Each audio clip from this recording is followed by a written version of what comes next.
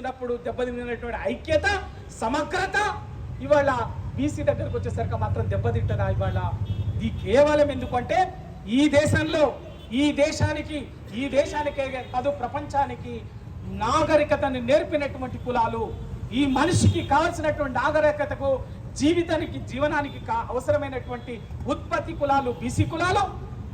మనిషి నాగరికతమైనటువంటి బువ్వ బట్ట గూడు గుడ్డ ప్రతి వస్తువుని సృష్టించినటువంటి కులాలు ఇవాళ ఈ బీసీ కులాలు. ఈ చేతి వృత్తి కులాలు ఉత్పత్తి కులాలని కాదని ఈ సమాజ నిర్మాణం ఎక్కడా లేదు, సమాజ నాగరికత లేదు, మనిషి జీవితమే లేదు.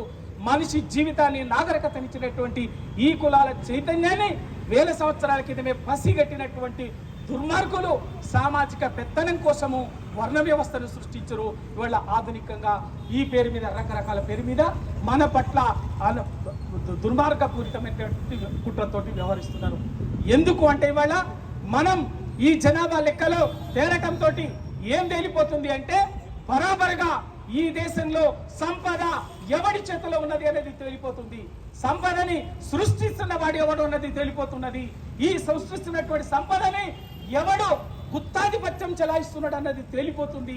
ఈ సంపదని దోచుకొని దాన్ని గుప్పిట బట్టి దాచిపెడుతున్నటువంటి వాడు ఎవడన్నది లెక్కలు తెలియపోతుంది.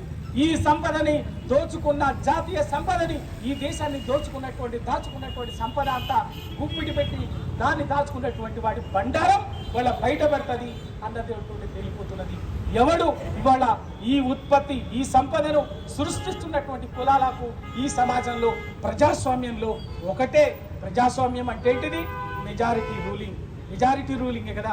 మెజారిటీ రూలింగ్ అంటే ఈ దేశంలో 60% పైగా జనాభా ఉన్నటువంటి బీసీలకు రాజ్యాధికారంలో భాగస్వామ్యం లేకుండా, చట్టసభల్లో భాగస్వామ్యం లేకుండా, ఉపాధి అవకాశాల్లో నిధుల్లో సరి అయిన ప్రపోర్షనల్ రిప్రజెంటేషన్ లేకుండా, దామాషా కేటాయింపులు లేకుండా ఎట్లా ప్రజాస్వామ్యం వర్ధిల్లుతుందో, ఎట్లా సమాజం గొప్పగా అభివృద్ధి చెందుతుందో ఇవాళ ఆ వ్యతిరేకించేటటువంటి వాళ్ళు వద్దనేటటువంటి వాళ్ళు చెప్పాల్సినటువంటి అవసరం ఉంది.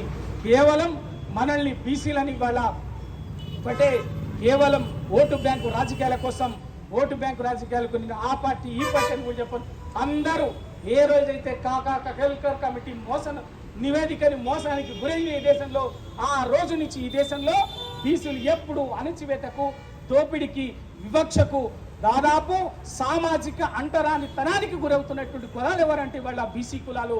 ఆ సామాజిక అంటరానితనాన్ని, రాజకీయ అంటరానితనాన్ని అనుభవిస్తున్నటువంటి ఈ బీసీ కులాల చైతన్యం అయితే తప్ప ఇవాళ బరాబర్గా ఇవాళ మనకు వాటా దక్కించుకోలేము. ఇవాళ ఎందుకు అంటే వాళ్ళందరికీ తెలుసు, మనం మాట్లాడుకోవటానికి బేసిజం లేకుండా ఏదో ఎవడో ఏమనుకుంటాడని భయపడాల్సినటువంటి అవసరం కూడా లేదు.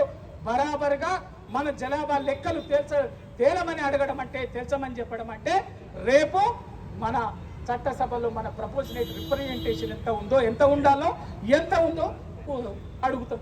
రాజ్యాంగమే చెప్పింది కదా, రాజ్యాంగమే చెప్పింది. చట్టసభల్లో ఏం చెప్పింది? ప్రపోర్షనేట్ రిప్రజెంటేషన్ అని చెప్పింది. ఏది మరి ఈ దేశంలో ఇయాలటికి బీసీలుగా 20% చట్టసభల్లో, పార్లమెంట్లో కానీ అసెంబ్లీలో కానీ ఎక్కడ కూడా 20% దరిదాపుల్లో కూడా రానటువంటి పరిస్థితి ఎందుకు దాపరించింది? ఇవాళ మనం ఖచ్చితంగా ఈ దేశంలో అంతిమంగా ఈ దేశంలో పరిష్కారం ఒకటే. ఈ బహుజన వర్గాలకు రాజ్యాధికారం అంటే ఇవాళ మోడీ చెప్పినట్టుగా ప్రధానమంత్రి మోడీని అయింది కదా అని చెప్పేసి మాట్లాడటం కాదు. మోడీ ఎట్లా బీసీ అయిండో, మన ఓబీసీ ఎట్లా అయిండో అందరికీ ఉన్నటువంటి మనకందరికీ ఆ చైతన్యం ఉన్నది.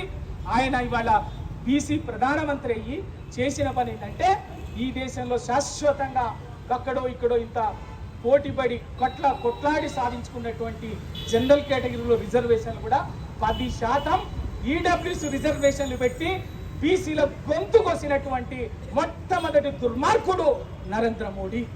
అది మనం ఆ మాట చెప్పకపోతే ఇలా 10% ఈడబ్ల్యూఎస్ రిజర్వేషన్ల వల్ల నష్టపోయింది ఎవరు? ఎస్సీలు కాదు, ఎస్టీలు కాదు. మనం ఓపెన్ కేటగిరీలో తంటాలు పడుతూ మనోళ్ళు కింద పడి మీద పడి కడుపు కట్టుకొని దుఃఖంతో అర్ధాకలితో బతుకులిస్తూ అవకాశాలు తీసుకుంటున్నటువంటి వర్గాలు ఇవాళ అన్యాయం అయిపోయినాయి ఈడబ్ల్యూ రిజర్వేషన్లో. ఒకవైపు నీటు అడ్మిషన్లో కానీ ఐఐటి అడ్మిషన్లో కానీ అన్నిట్లలో చూస్తే కేంద్ర ప్రభుత్వ రంగ సంస్థల ఉద్యోగాల అడ్మిషన్లో చూస్తుంటే చాలా స్పష్టంగా అర్థమవుతున్నది. ఆఖరికి ఈడబ్ల్యూసి రిజర్వేషన్ల కట్ ఆఫ్ కంటే కూడా బీసీ రిజర్వేషన్ల కట్ ఆఫ్ పైన ఉంటుంది. అంటే ఇక మనం ఎవడికి పెట్టినాము, ఎవడి మేలు కోసం కోరినాము, ఎవరిని రక్షించడం కోసం మన బీసీ ప్రధానమంత్రి నేటటువంటి మహానుభావుడు చేసిండు. నిజమే, రైట్. ఈడబ్ల్యూఎస్ రిజర్వేషన్లు పెట్టి పాపం అగ్రవర్ణాలు ఉన్నాడు, పేదోళ్ళ కింద పువ్వ పెడదా అని చెప్పేసి చూసాడు పెద్ద బుద్ధిమంతుడు లెక్క మోడీ గారు. మరి అయ్యా, ఈ దేశంలో 76 సంవత్సరాలు అవుతుంది ఈ దేశానికి స్వాతంత్రం సిద్ధించి ఒక్క బీసీ మంత్రిత్వ శాఖ పెట్టమని చెప్పేసి మొత్తుకుంటుంటే, పోరాటం చేస్తుంటే కనీసం అది సోయలేదు. అక్కడ మాత్రం 1,000,000 జనాభా లెక్కలు మీరే చేస్తామని చెప్పారు. గవి చేసి మీ నిజాయితీ చూపించుకోవాలి. ఇవాళ ఓట్ల కోసమో దేనికోసమో ఇవాళ రైట్ ఏ పార్టీ చెప్పినా కూడా బరాబర్ ఇవాళ మనకు ప్రతి పార్టీ ఏ పార్టీ అయినా కూడా, అందుకే నేను రాజకీయ పార్టీల పేర్లు కూడా కాకుండా స్పష్టంగా ప్రపోజనేట్ రిప్రజెంటేషన్ మనం ఇవాళ తెలంగాణలో 60% జనాభా ఉన్నాము. తెలంగాణలో మీరు అందరు మనోళ్ళు ఏదో 53, 54 మాట్లాడుతున్నారు. దయచేసి ఎవ్వరు కూడా మనోళ్ళు ఆ మాట మాట్లాడకండి. 60% పైగా తెలంగాణలో బీసీలో ఉన్నాము. అదే 60% అనే చెప్పండి. 60% పైగా ఉన్నాము. ఎవడైతే 60% సీట్లు ఇస్తాడో వాడిని, ఎవడైతే ఒక సీట్లు అంటే ఒక ఎమ్మెల్యే ఎంపీ సీట్లే కాదు, అన్ని విధంగా 60% ప్రతి దాంట్లో విద్య, ఉద్యోగ, ఉపాధి రంగాల్లో, రాజకీయ చట్టసభల్లో కూడా బీసీలకు ప్రపోజనేట్ బడ్జెట్ కేటాయింపులు కానీ ప్రపోజనేట్ రిప్రజెంటేషన్ ఇస్తారో వాళ్ళని, అదే తప్ప అంతిమ పరిష్కారం. అంతేగాని మేము బీసీ ముఖ్యమంత్రి, బీసీ ప్రధానమంత్రి అంటే మళ్ళొక్కసారి మనల్ని ఆ పేరు మీద మైండ్ గేమ్ తోటి మోసం చేసేటటువంటి కుట్ర తప్ప మరేం కాదు అన్నది కూడా మనం ఆ చైతన్యంతో అర్థం చేసుకోవాలి. బరాబర్ ఎవ్వరం కూడా ఆందోళన పడాల్సిన అవసరం లేదు.